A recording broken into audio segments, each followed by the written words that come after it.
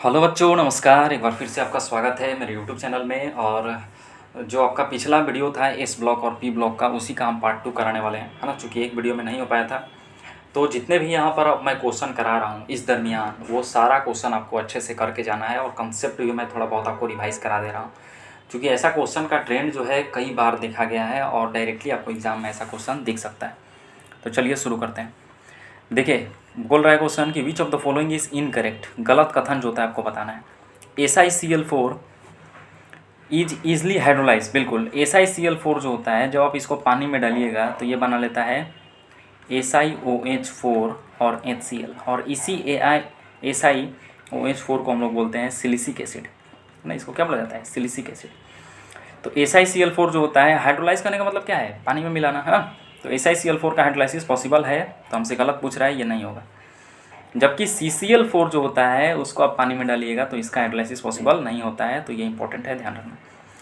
अगला देखिए, GeX4 जो होता है is more stable then GeX2। पिछला वीडियो में बताए थे कि जर्मेनियम का +4 जो होता है वो ज़्यादा स्टेबल होता है जर्मेनियम के +2 से।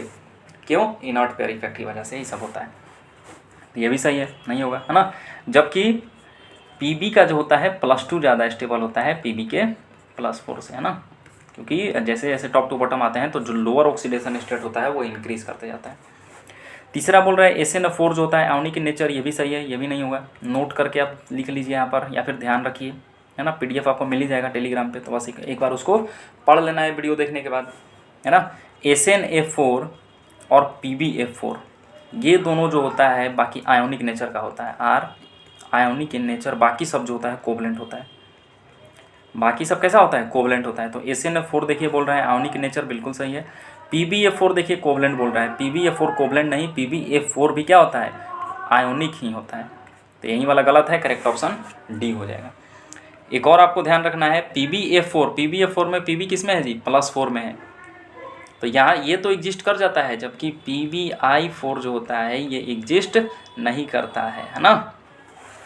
तो ये आपको ध्यान रखना है। हम लोग जानते हैं कि PB का जो है +2 ज़्यादा स्टेबल होता है, लेकिन फिर भी यहाँ पर PbF4 तो बन जाता है किसी तरह, आयोनिक नेचर का होता है, लेकिन PbI4 बनता ही नहीं है, एग्जिस्ट ही नहीं करता। चलिए आगे चलते हैं। अगला क्वेश्चन है मैच द कॉलम। कोक करने का मतलब क्या है? सिंपल कार्बन का बात कर रही है। तो कोक का इस्तेमाल कहाँ करते हैं? ये जो होता है रिड्यूसिंग एजेंट के रूप में हम लोग कार्बन का इस्तेमाल करते हैं ना। डायमंड जो होता है हीरा। डायमंड में क्या होता है कि कार्बन जो होता है वो sp3 हाइब्रिडाइज होता है ना। इसका 3D स्ट्रक्चर होता है, और इसमें एक कार्बन जो होता है वो 4 कार्बन से जो होता है जुड़ा हुआ होता है। तो इसीलिए वहाँ पर हाइब्रिडाइजेशन जो होता है इसमें कार्बन का sp3 हो जाता है। चूँकि डायमंड हो गया, ये जो आप फ्लोरीन देख रहे हैं, बकमिंस्टर फ्लोरीन, जिसको हम लोग कार्बन 60 के नाम से भी जानते हैं, और ग्रेफाइट, ये सब क्या है? तीनों जो है कार्बन का ही एलोट्रोप्स है, तो सब में क्या होगा? कार्बन ही रहेगा। तो डायमंड में कार्बन sp3 हाइब्रिडाइज होता है। फ्लोरीन क्या करता है जी? इसका केज लाइक स्ट्रक्चर होता है। केज करने का मतलब पिंजड़ा लाइक स्ट्रक्चर जो होता है इसका होता है। ग्रेफाइट, इसमें कार्बन जो होता है sp2 हाइब्रिडाइज्ड में होता है, और ग्रेफाइट का इस्तेमाल हम लोग लुब्रिकेंट के रूप में जो होता है करते हैं ना, शुष्क स्नेहक के रूप में इसका इस्तेमाल करते हैं। लुब्रिकेंट के रूप में जो होता है हम लोग इसका इस्तेमाल करते हैं। तो देखिए ए का हो जाएगा तीसरा, ए का तीसरा, बी सी में नहीं दिख रहा है, बी का पहला जो है डी में दिख रहा है। करेक्ट ऑप्शन आपका डी हो जाएगा ना, इसको ध्यान रखना है। एक और पूछता है आपको डैंगलिंग बॉन्ड आपको ध्यान रखना है कि ये कार्बन का जो तीनों एलोट्रोप्स है उसमें डायमंड और ग्रेफाइट में तो पाया जाता है, लेकिन बकमिंस्टर फ्लोरीन में जो होता है ये नहीं पाया जाता है। ये सब कुछ एक्स्ट्रा बातें हैं जो आपको बता दे रहे हैं। बकमिंस्टर फ्लोरीन में क्या होता है कि इसको आप 2012 से याद रख सकते हैं, है ना। बकमिंस्टर फ्लोरीन में क्या होता है कि 6 मेंबर रिंग होता है और 5 मेंबर रिंग होता है। तो 20 गो जो होता है ये 6 मेंबर रिंग होता है, और 5 गो जो होता है ये 5 मेंबर रिंग होता है। तो इसको आप 2012 से आई भूकंप, उससे आप याद रख सकते हैं ना। ये किसका बात कर रहे हैं हम? बकमिंस्टर फ्लोरीन, जिसको C60 के रूप में भी जाना जाता है। चलिए आगे चलते हैं। अगला क्वेश्चन बोल रहा है कि which of the following compound is used in cosmetic surgery. Cosmetic surgery में जो होता है हम लोग सिलिकॉन्स का इस्तेमाल करते हैं ना। सिलिकॉन्स का इस्तेमाल करते हैं, NCERT का लाइन है, ध्यान रखिएगा। कॉस्मेटिक सर्जरी में सिलिकॉन्स का इस्तेमाल होता है। विच of the following species not stable. कौन सा जो होता है इसमें से स्टेबल नहीं है? तो GeCl6 2- ये स्टेबल है, नहीं होगा। SnOH6 ये भी स्टेबल है। करेक्ट ऑप्शन सी हो जाएगा, है ना। SiCl6 2- जो होता है ये स्टेबल नहीं होता है, जबकि SiF6 2- जो होता है स्टेबल हो जाता है। क्यों ऐसा होता है?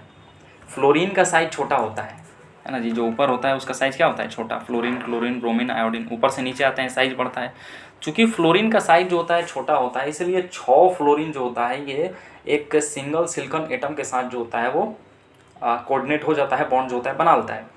लेकिन चूंकि क्लोरीन का साइज जो होता है बड़ा होता है, इसलिए 6 क्लोरीन जो मॉलिक्यूल होता है उसको जो होता है सिलिकॉन एटम अकोमोडेट नहीं कर पाता है, इसलिए SiCl6 जो होता है एग्जिस्ट नहीं करता है। ये आपका NCERT का बहुत ही इंपॉर्टेंट लाइन है, कई बार जो है इससे क्वेश्चन आ चुका है, तो ध्यान रखिएगा कि SiCl6 2- एग्जिस्ट नहीं करता है।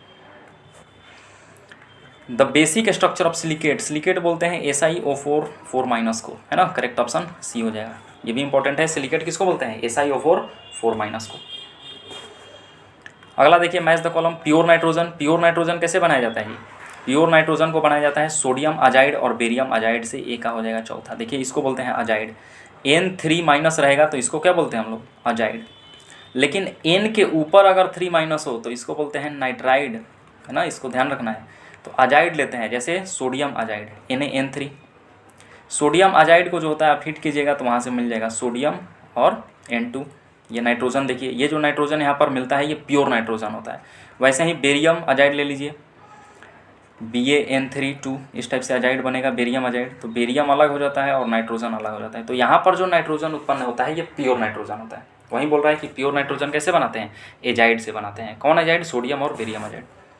तो ए का चौथा। हैबर्स प्रोसेस, हैबर्स प्रोसेस में क्या बनाया जाता है जी, अमोनिया, है ना, हाइड्रोजन और नाइट्रोजन का इस्तेमाल करके हम लोग अमोनिया का बनाते हैं। कॉन्टैक्ट प्रोसेस, ये भी आपको बताए थे, सल्फ्यूरिक एसिड बनता है। डेकन प्रोसेस, इसमें भी क्या होता है, हाइड्रोक्लोरिक एसिड ऑक्सीजन का इस्तेमाल करके in the presence of cuprous chloride chlorine बनाया जाता है। तो डी का हो जाएगा आपका पहला। तो ए का हो जाएगा चौथा, ए का चौथा एक ही में दिख रहा है, करेक्ट ऑप्शन सी हो जाएगा ना, बाकी सब आप मिला लीजिएगा।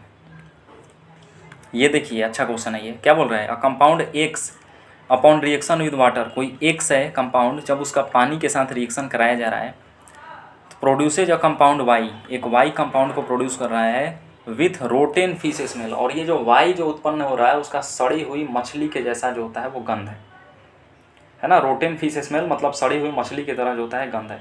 अब जब इस वाई का रिएक्शन हम लोग बोल रहे हैं कि gas Y is absorbed in the solution of, जब इस गैस वाई का हम लोग रिएक्शन करा रहे हैं CuSO4 के साथ, तो हमें जो होता है यहाँ से मिल रहा है Cu3P2, है ना, और क्यूप्रिक जो होता है इसको फोस्फाइड बोल सकते हैं as one of the product. और इसके साथ में जो होता है कि एक्स कंपाउंड भी मिल रहा है।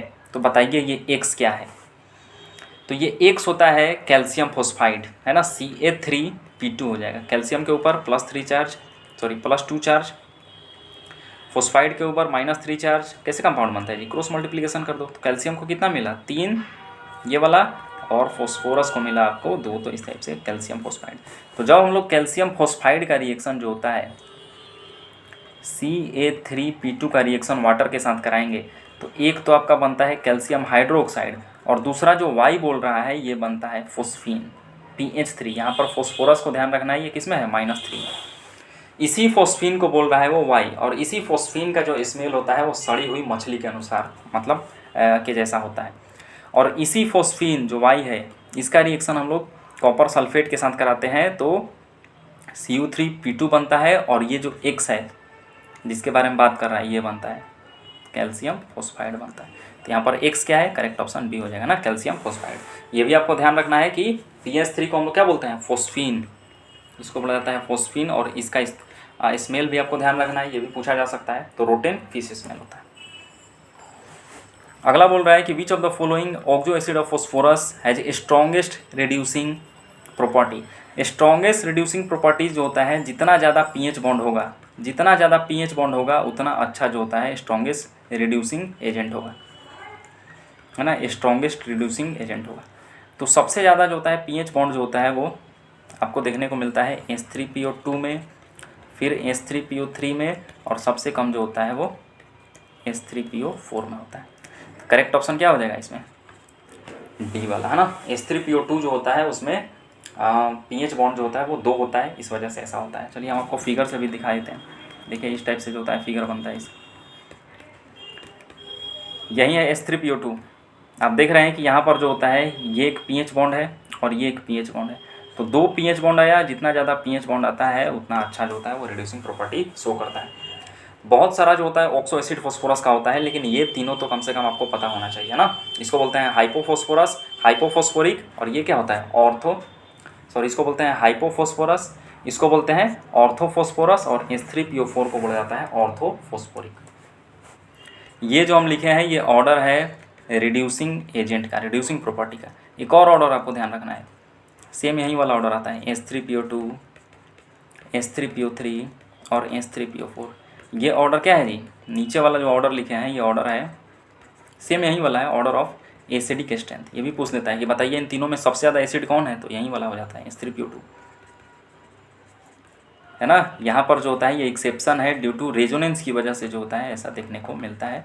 तो आपको डायरेक्ट ध्यान रखना है कि ये होता है। जनरली हम लोग ऑक्सो एसिड के केस में जानते हैं कि जितना ज़्यादा जो होता है ऑक्सीडेशन स्टेट होगा उतना ज़्यादा जो होता है वो एसिडिक स्ट्रेंथ होता है। जैसे अगर मैं बात करूँ H2SO4 और H2SO3 में, H2SO4 sulphuric acid, H2SO3 sulphurous acid. यहाँ पर सल्फ़र +6 में है, यहाँ पर सल्फ़र निकालिएगा तो 3 दूनी 6 में से 2 जाएगा +4 में है।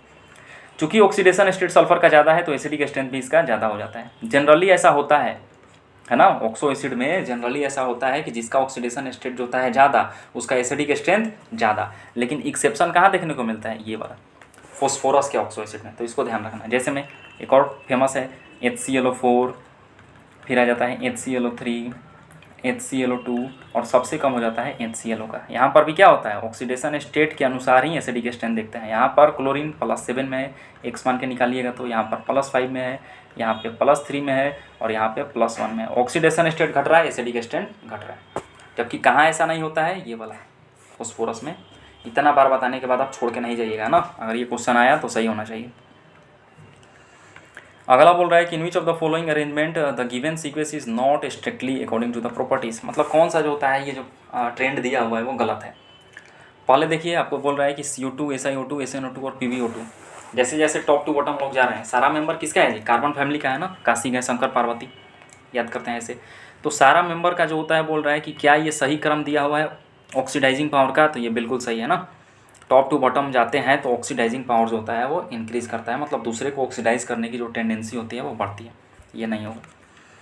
हाइड्राइड के केस में आपसे बोल रहा है एसिडिक स्ट्रेंथ, तो बताएं हम आपको या नहीं बताएं तो जान लीजिए कि हाइड्राइड जब भी जो होता है किसी का हाइड्राइड हो, H- को क्या बोलते हैं जी, हाइड्राइड। तो यहाँ पर देखिए ये सब क्या है जी, फ्लोरीन का हाइड्राइड, क्लोरीन का हाइड्राइड, है ना। तो जब भी जो है किसी का हाइड्राइड है और उस केस में अगर आपसे एसिडिक स्ट्रेंथ पूछे तो डायरेक्टली प्रोपोर्शनल हो जाता है मॉलिक्यूलर वेट के। मतलब टॉप टू बॉटम जाइएगा, साइज बढ़ेगा, भार बढ़ेगा, आप बोल दीजिए कि एसिडिक स्ट्रेंथ जो होता है वो बढ़ेगा हमेशा। कोई एक्सेप्शन नहीं है इसमें एसिडिक स्ट्रेंथ में। तो देखिए फ्लोरीन, क्लोरीन, ब्रोमीन, आयोडीन ऊपर से नीचे आ रहे हैं, साइज बढ़ रहा है, एसिडिक स्ट्रेंथ बढ़ रहा है, ये भी सही है, ये नहीं होगा। ये भी देखिए हाइड्राइड है ना, इसमें भी ऊपर से नीचे आएंगे तो एसिडिक स्ट्रेंथ क्या होगा, डायरेक्ट जो होता है बढ़ेगा। ये भी ऊपर से नीचे आ रहा है, सबसे ऊपर ऑक्सीजन, फिर सल्फर, इस टाइप से होता है ऑक्सीजन फैमिली का मेंबर में। तो बोल रहा है कि इंक्रीजिंग पीके वैल्यू, क्या ये पीके वैल्यू का ऑर्डर सही है, तो पीके वैल्यू का ऑर्डर जो होता है ये सही नहीं है। एसिडिक स्ट्रेंथ जो होता है ये इन्वर्सली प्रोपोर्शनल होता है पीके को, इसका नाम ही है पीके, है ना। और डायरेक्टली प्रोपोर्शनल होता है के को बोला जाता है एसिड डिसोसिएशन कांस्टेंट। तो ये भी इंपॉर्टेंट है, हम लोग इक्विलिब्रियम में इसको पढ़ते हैं, है ना। एसिडिक स्ट्रेंथ का क्वेश्चन यहाँ से भी बन जाता है। पीके वैल्यू दे देगा, आपसे बोलेगा कि एसिडिक स्ट्रेंथ में सजाइए। तो जितना कम पीके वैल्यू, चूँकि इन्वर्स रिलेशन है, उतना ज़्यादा एसिडिक स्ट्रेंथ। लेकिन के का वैल्यू जितना ज़्यादा होगा, चूँकि ये डायरेक्ट रिलेशन है, उतना ज़्यादा एसिडिक स्ट्रेंथ होगा। तो ऊपर से नीचे आ रहे हैं तो एसिडिक स्ट्रेंथ तो बढ़ रहा है जी इसमें, तो पीके वैल्यू घटना चाहिए चूँकि इन्वर्स रिलेशन है। लेकिन यहाँ बोल रहा है कि क्या इंक्रीजिंग होगा, तो ये नहीं होगा, है ना। बाकी इसमें देखिए ये इसमें भी क्या हो रहा है जी, नाइट्रोजन, फॉस्फोरस ऊपर से नीचे जा रहा है, साइज बढ़ रहा है तो एसिडिक स्ट्रेंथ बढ़ रहा है, बिल्कुल सही है। तो ये भी आपका नहीं होगा। मतलब हमसे गलत पूछ रहा है तो गलत वाला सी वाला हो जाएगा ना। बाकी सब जो तीनों आप देख रहे हैं ये सही है, करेक्ट ऑप्शन सी हो जाएगा। अगला बोल रहा है कि which is the correct thermal stability for the H2E। मतलब ऑक्सीजन फैमिली का जो होता है यहाँ पर आपको हाइड्राइड दिया हुआ है और बोल रहा है कि थर्मल स्टेबिलिटी बताइए। ऑक्सीजन फैमिली में क्या होता है, ओल्ड, स्टाइल से टीपो, इन सब का जो होता है हाइड्राइड दिया हुआ है। तो ऊपर से नीचे आते हैं तो साइज़ क्या होता है जी, बढ़ता है। साइज बढ़ेगा, मॉलिक्यूल दूर दूर जाएगा। थर्मल स्टेबिलिटी कहने का मतलब क्या है, उसके बॉन्ड को तोड़ना। तो जब मॉलिक्यूल दूर दूर जाएगा तो उसके बॉन्ड को तोड़ना आसान हो जाएगा। तो ऊपर से नीचे आएंगे तो थर्मल स्टेबिलिटी क्या होगा, घटेगा। मतलब सबसे ज़्यादा थर्मल स्टेबिलिटी किसका होगा, H2O का, है ना, ऑक्सीजन के हाइड्राइड का। फिर जो होता है H2S का हो जाएगा, उसके बाद H2AC का हो जाएगा, फिर H2TE का हो जाएगा, और सबसे कम जो होता है H2PO का हो जाएगा, है ना। तो इसमें तो बोल रहा है H2PO का सबसे ज़्यादा नहीं होगा। ओ सनम सिगार टी पो, सही है ना, करेक्ट ऑप्शन बी हो जाएगा। सबसे ज़्यादा वाटर का, फिर सल्फर का, फिर सेलेनियम का, फिर टेलुरियम और फिर पोलोनियम। बाकी सब देख लीजिएगा तो गलत हो। अगला बोल रहा है कि the correct sequence given below containing neutral, acidic, basic, amphoteric oxide. मतलब पहले आपको बताना है कि न्यूट्रल ऑक्साइड। तो न्यूट्रल में तो 3 ही आपको ध्यान रखना है, कई बार बता चुके हैं, NO, N2O और CO, है ना। नाइट्रिक ऑक्साइड, नाइट्रोस ऑक्साइड, इसी को लाफिंग गैस बोलते हैं, और CO कार्बन मोनोऑक्साइड। तो पहला आपको देखना है न्यूट्रल, तो ABC हो सकता है, D नहीं होगा। दूसरा एसिडिक, CO2 जो होता है ये क्या होता है बाबू, एसिडिक होता है ना। तो CO2 देखो इसमें नहीं दिख रहा है, यहाँ पर ZNO, 2 कट गया। उसके बाद बोल रहा है बेसिक। बेसिक तो बोले हैं कि मेटल का ऑक्साइड, जो मेटल का जो ऑक्साइड होता है वो कैसा होता है, बेसिक नेचर का होता है, क्षारीय नेचर का होता है। तो इसमें कौन हो जाएगा, कैल्शियम ऑक्साइड हो जाएगा, है ना। जिंक भी क्या है, मेटल है, लेकिन जिंक का ऑक्साइड आपको बताया था कि ये एम्फोटेरिक हो जाता है। तो करेक्ट ऑप्शन आपका बी हो जाएगा। पहले न्यूट्रल बताना है NO, फिर एसिडिक CO2, फिर आपको क्या बताना है, बेसिक CaO, और लास्ट में आपको एम्फोटेरिक ऑक्साइड को सजाना है। तो ZNO क्या होता है, एम्फोटेरिक ऑक्साइड। ZNO हो गया, SNO हो गया, SNO2 हो गया, PbO हो गया, PbO2 हो गया, Al2O3 हो गया, ये सब क्या है, एम्फोटेरिक ऑक्साइड। B2O5 हो गया, Cr2O3 हो गया। तो ये सब एम्फोटेरिक ऑक्साइड होता है। चलिए आगे चलते हैं। और भी पापा आपको बताए थे पिछले लेक्चर में, BeO हो गया, BeOH2 हो गया, these are all amphoteric oxide. चलिए आगे चलते हैं। अगला बोल रहा है कि which of the following oxo acid of sulphur. जैसे फॉस्फोरस का सल्फर होता है, नाइट्रोजन का ऑक्सो एसिड होता है ना, फॉस्फोरस का ऑक्सो एसिड, नाइट्रोजन का ऑक्सो एसिड, वैसे ही सल्फर का भी बहुत सारा ऑक्सो एसिड होता है। तो बोल रहा है कि कौन सा ऐसा ऑक्सो एसिड है जिसमें OO लिंकेज ये प्रेजेंट होगा। तो जब तक आपको फिगर नहीं पता होगा तब तक आप ये नहीं बना सकते हैं। पहला देखिए बोल रहे हैं H2SO4 सल्फ्यूरिक एसिड। तो सल्फर जो है मैक्सिमम 6 बॉन्ड बना सकता है, उससे ज़्यादा जो होता है वो नहीं बनाता है। ये देखिए है आपका H2SO4 सल्फ्यूरिक एसिड। इसमें आपको कहीं OO लिंकेज जो होता है वो नहीं दिख रहा है। यहाँ पर देखिए HOS आ गया, कहीं O दिख रहा है, नहीं दिख रहा है। OO लिंकेज जो होता है H2H2O8, इसमें आपको देखने को मिलेगा। करेक्ट ऑप्शन बी हो जाएगा। इसको बोलते हैं पेरोक्सो डाइसल्फ्यूरिक एसिड। देखिए इस टाइप से फिगर बनता है, 2 गो सल्फर, है ना, 2 गो हाइड्रोजन और 8 गो जो होता है ऑक्सीजन, आप गिन लीजिए। और यहीं पर आप देखिए बीच में ये वाला प्रेजेंट है, OO लिंकेज यहीं बोल रहा है। तो करेक्ट ऑप्शन आपका बी हो जाएगा। किसमें प्रेजेंट होता है, पेरोक्सो डाइसल्फ्यूरिक एसिड में। तीसरा जो आप देख रहे हैं H2H2O7, इसी को तो बोला जाता है ओलियम। तो ओलियम में भी आपको OO लिंकेज नहीं प्रेजेंट होता है। ओलियम बनाना है तो क्या करना है, सेम ऐसा ही रहेगा, बस एक बीच में एक सिंगल ऑक्सीजन आ जाएगा, तो इसको बोलेंगे क्या, ओलियम हो जाएगा, है ना। और 2 अगर ऑक्सीजन आ गया बीच में तो इसको बोलेंगे पेरोक्सो डाइसल्फ्यूरिक एसिड। तीसरा जो आप देख रहे हैं इसमें भी जो होता है नहीं होता है, यहाँ से एक ऑक्सीजन हटा दीजिए, यहीं बन जाएगा H2SO3। तो इसमें भी जो होता है ये नहीं प्रेजेंट होता है OO लिंकेज। चलिए आगे चलते हैं। अगला बोल रहा है कि which of the following order is correct for bond dissociation enthalpy of halogen. Halogen में क्या आता है जी, फ्लोरीन, क्लोरीन, ब्रोमीन, आयोडीन। तो जो भी आपको पूछ सकता है हम आपको बता दे रहे हैं। देखिए सबसे पहले आपसे पूछेगा ऑक्सीडाइजिंग पावर पूछा जा सकता है। तो सबसे ज़्यादा ऑक्सीडाइजिंग पावर होता है F2 का, फिर Cl2 का, फिर Br2 का, फिर I2 का। मतलब ऊपर से नीचे जाएंगे तो ऑक्सीडाइजिंग पावर घटेगा। दूसरा आपसे पूछता है इसमें इलेक्ट्रॉन गेन एंथैल्पी का ऑर्डर, इलेक्ट्रॉन गेन एंथैल्पी का ऑर्डर। तो सबसे ज़्यादा जो होता है, चूँकि इसमें एक्सेप्शन है तो इसका चांस होता है कि ज़्यादा पूछने का। सबसे ज़्यादा हो जाता है Cl का, फिर फ्लोरीन, फिर क्लोरीन, सबसे ज़्यादा क्लोरीन, फिर फ्लोरीन, फिर ब्रोमीन, और सबसे कम हो जाता है आयोडीन, है ना। यहाँ पर फ्लोरीन का जो होता है कम हो जाता है रिपल्सन होने की वजह से। तीसरा यही पूछ रहा है आपसे बॉन्ड डिसोसिएशन एंथैल्पी, शॉर्ट में हम BD ही लिखते हैं इसको, बॉन्ड डिसोसिएशन एंथैल्पी। इसमें भी जो होता है एक्सेप्शन है, इसलिए ये पूछा गया है। होना चाहिए था सबसे ज़्यादा फ्लोरीन का, लेकिन हो जाता है Cl2 का, फिर Br2 का, फ्लोरीन का उसके बाद, और सबसे कम आयोडीन का। यहाँ पर फ्लोरीन जो है वो सबसे कम इसलिए चला जाता है चूँकि फ्लोरीन का साइज जो होता है वो छोटा होता है, और इसके ऊपर जो होता है 3 लोन पेयर होता है। तो लोन पेयर रिपल्सन होने की वजह से क्या होता है कि इसके बॉन्ड को जो है वो आसानी से तोड़ा जा सकता है, इसलिए बॉन्ड डिसोसिएशन एंथैल्पी इसका क्लोरीन और ब्रोमीन दोनों से जो होता है वो कम हो जाता है ना। तो हमसे बॉन्ड डिसोसिएशन एंथैल्पी पूछ रहा है, तो पहला तो नहीं होगा, दूसरा भी नहीं होगा, तीसरा देखो सबसे ज़्यादा Cl2 Br2 फिर F2 और I2 है ना, तो चौथा भी आपका नहीं होगा, मतलब करेक्ट ऑप्शन सी हो जाएगा। आगे चलिए, है ना, ये जो क्वेश्चन है केमिकल बॉन्डिंग का है और पी ब्लॉक में भी इसको पूछ लिया जाता है। तो PCl5 बताए थे, ये जो आपको नंबर दिख रहा है ये सब क्या बताता है जी, बॉन्ड पेयर 5, 6, 5, 3, ये सब जितने भी साइड एटम होते हैं वो बॉन्ड पेयर हैं। तो 5 बॉन्ड पेयर है और फॉस्फोरस के पास 5 वैलेंस इलेक्ट्रॉन होता है, तो पाँचों के साथ बॉन्ड बना लिया है, मतलब कोई लोन पेयर नहीं है। 5 जीरो का केस रहता है तो ट्रिगोनल बाई पिरामिडल, उसका शेप और स्ट्रक्चर दोनों सेम हो जाता है, इसी को शॉर्ट में TBP बोलते हैं। तो ए का चौथा आप लोग मैच कर लीजिएगा ना, हम सारा आपको बता दे रहे हैं। SF6 यहाँ पर भी क्या है, सल्फर के पास जो होता है 6 वैलेंस इलेक्ट्रॉन होता है, 6 के साथ बॉन्ड बना लिया है, तो सिर्फ और सिर्फ बॉन्ड पेयर है, कोई लोन पेयर इसमें नहीं है, और 6 बॉन्ड पेयर रहेगा तो हो जाएगा ऑक्टाहेड्रल। बी का तीसरा दोनों में आ रहा है।